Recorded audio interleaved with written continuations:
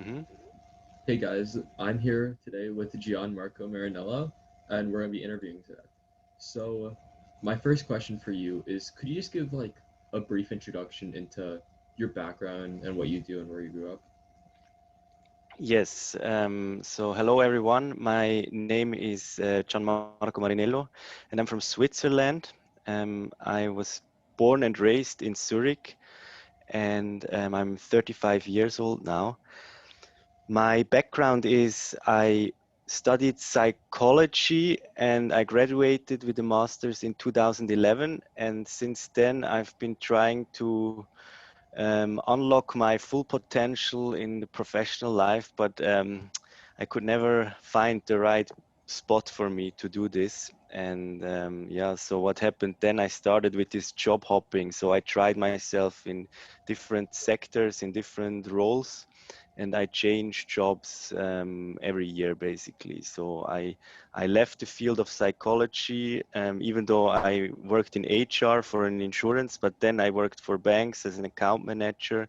I worked in strategy consulting, business analysis, and so forth until I completely got lost. And then I noticed, hey, um, this is not leading to anywhere, so I have to change something in my life. Mhm. And then we are moving to the social entrepreneurship part. Yeah, that was my next question actually. So, how do you get involved with social entrepreneurship? How do you get exposed to it, Yes. and why did you decide to take the jump into it? Okay, so this is the perfect shift now to continue with the story. So because I could never find the right place for me where I can really make use of my strength and my skills, um, I said to myself, hey, you cannot find the right place for yourself. So why don't you become this mentor you were always looking for other people who never had a chance in life? Because I had all the opportunities. I mean, I studied, I grew up in Switzerland. So, but then I decided to do this for disadvantaged youth from African slums. And this is how I found myself in Nairobi, the capital of Kenya, where I also studied social innovation management at the Amani Institute. It's a 4-month program where I learned the skills how to create change and how to find a meaningful career. And through this program, this was in 2016, I launched the social enterprise Nainami in one of with together with youth from the second biggest slum of Nairobi. And what Nainami does is my goal was always to give these youth from slums a future in life, or let's say a platform to where they can really make use of their potential to have a future, a sustainable future. And then I met all these youth in the slum, and I realized, hey, these guys, they raise themselves as street children in the city center of Nairobi. It starts with begging, then yeah, when you live on the streets, you really start a career which will usually end in a criminal career. And when you are still alive at the age of 20, 25, you are usually a gangster, but with no school certificates, nothing, no future. But I realized these guys, they have fascinating street skills and a very inspiring life story because of the way they grew up. And then I also realized, hey, this is maybe an asset. And we can transform these street skills and life stories into a future. And this is how I founded together with them the social enterprise Nainami. And now what they are doing is they just make use of their street skills and life stories by offering a storytelling tour in the city center of Nairobi to make tourists, people from all around the world experience Nairobi through the eyes of a street child. And they do this in form of a 3 hours walking tour where they walk with you through Nairobi and explain to you and share with you how they grew up on the streets, how they survived, and eventually how they were able to transform their life. And this way they have a job and income and they don't do crime anymore. Yeah, that's amazing because like other ordinary individuals don't understand the position that a lot of unfortunate people are in, and showing that they get to see that, they get that perspective, and the people who are struggling get the financial benefit. Um, One question I wanted to ask, I ask a lot of the people I interview, because I know a lot of people trying to get into social entrepreneurship are scared that they're going to start a nonprofit and not a social enterprise, and they don't know how they're going to make profit.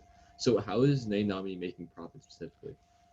Yes, that's a good question. So we are registered not as an NGO. We are registered as a company, a private company limited by shares. And the reason is because we have an underlying business model that works. So we are a social enterprise because our mission and our intention is to create social impact.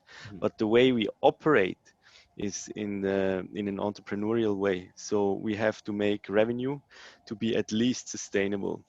But the difference is what we do is we reinvest the profit into social impact.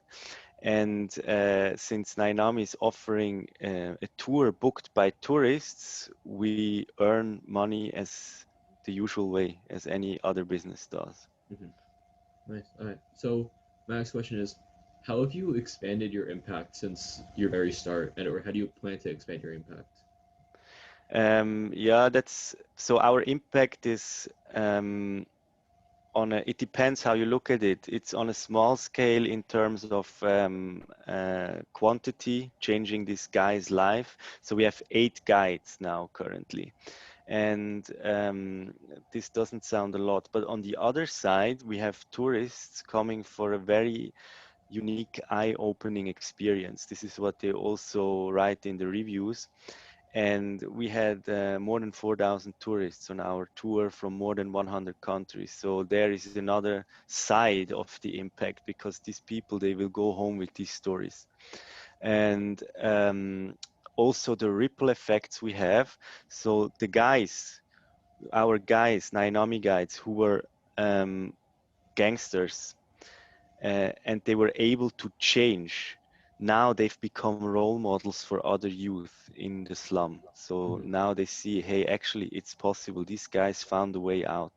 And there is a lot of impact happening with these ripple effects in the background. But the direct impact is only 8 guys having a regular income.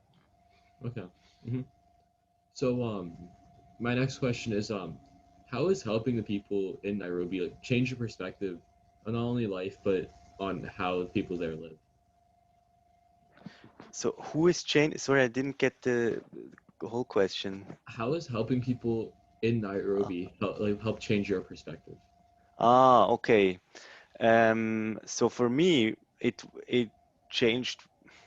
It's a good question. For me, it was never about helping. So actually, I just wanted to unlock my personal potential while also giving other people the opportunity to do the same, but people who never had a chance in life.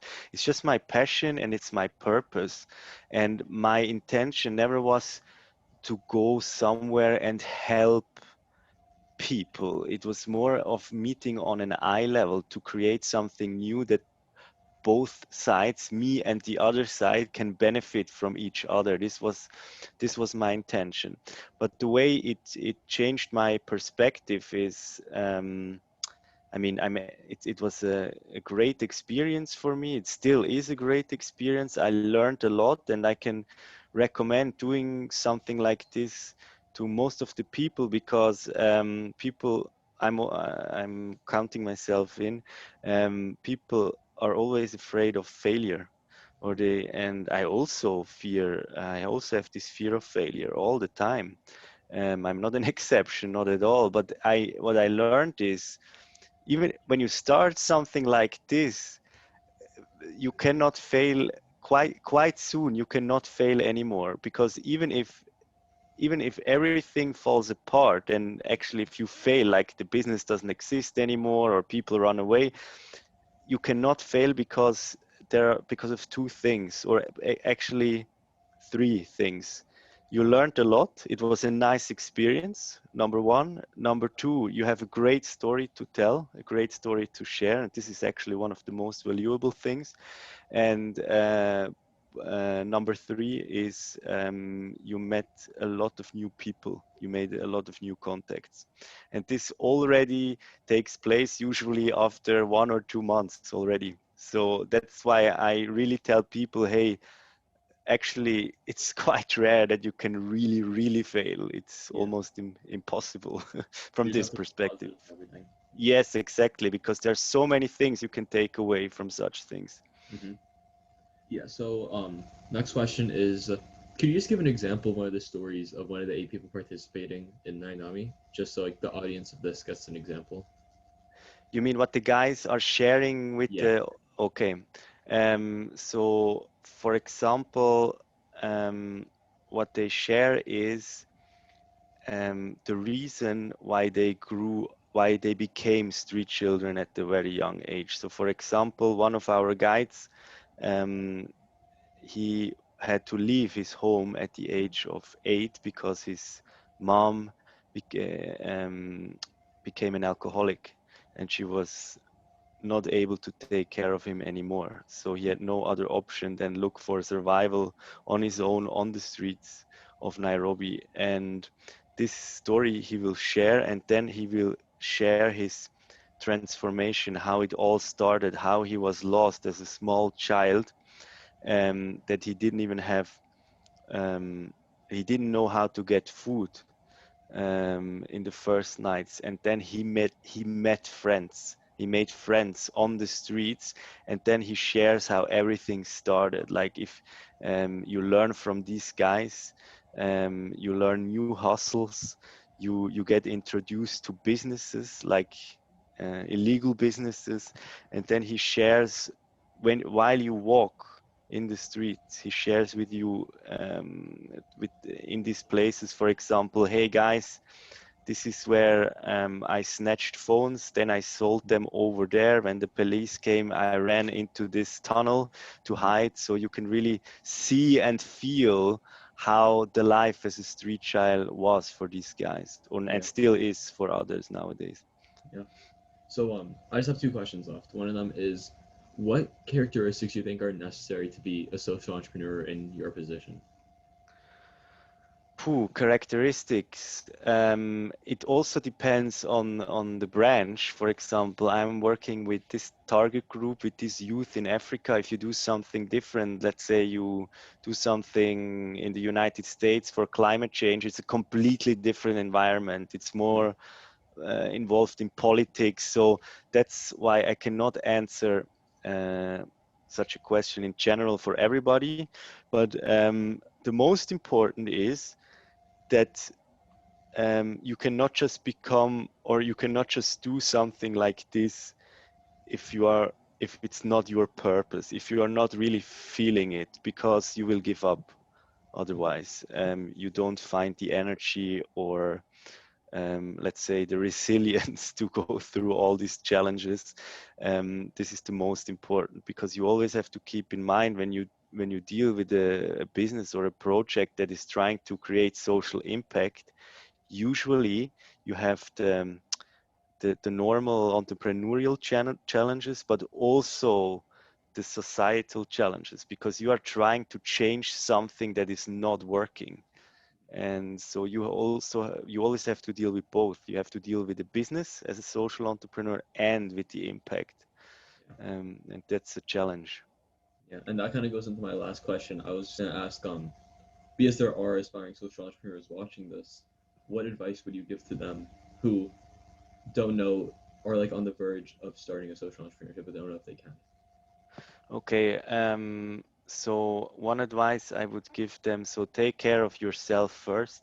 So make sure um, that you are in a good condition, or how, what's the term in English, that you have enough money on the side. If you are struggling with yourself, you cannot put all the energy into your project or business.